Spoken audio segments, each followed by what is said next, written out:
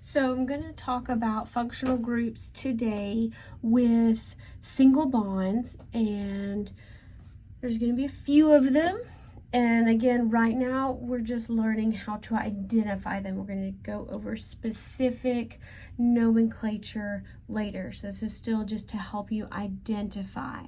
Okay, so the first group, these are called alkyl halides. All right, so alkyl, that's going to be some kind of carbon group. When a halide, hopefully you can see that halide would be like halogen. All right, so these are going to look like, here's our carbon, main carbon, and here are our other stuff, other carbon or hydrogen. And here you're going to have, we're just going to call it an X. Okay, so X is going to be any halogen.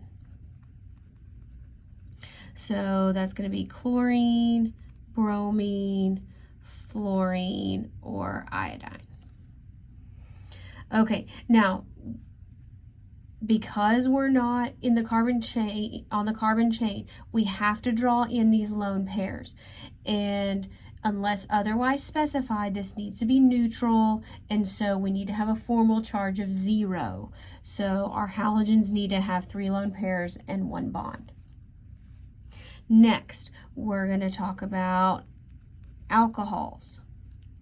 Okay, here's our carbon,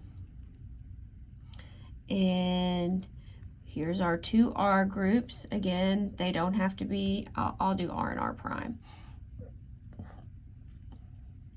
because they don't have to be the same thing. Here, we're going to have an oxygen with a hydrogen and 2 lone pairs. We have to put this hydrogen on here because according to our handy-dandy chart, for oxygen to have a formal charge, it needs 2 bonds and 2 lone pairs to have a formal charge of 0. So don't forget to add that extra H on there. Very similar to alcohols are the thiols. So here we're going to have the same thing, our carbon with our 2 R groups. But instead of oxygen, thiol sounds kind of weird, but here we're going to have, instead of oxygen, we're going to have sulfur. Looks very similar, and because it looks similar as far as these electrons, oxygen and sulfur are in the same periodic group, so you might expect these are going to behave similarly, and they do in reactions. Okay, and our last one that we're going to recognize today, these are called ethers. You may have heard of ethers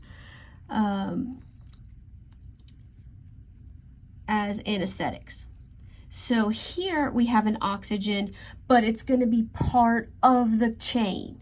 So instead of being attached separately, it's going to be incorporated into the chain.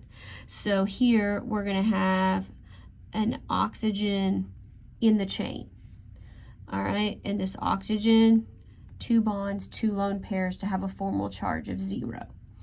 And again, this is normally carbon, but it can be, these need to be carbons. So here R cannot be hydrogen, because if it's hydrogen, it's an alcohol.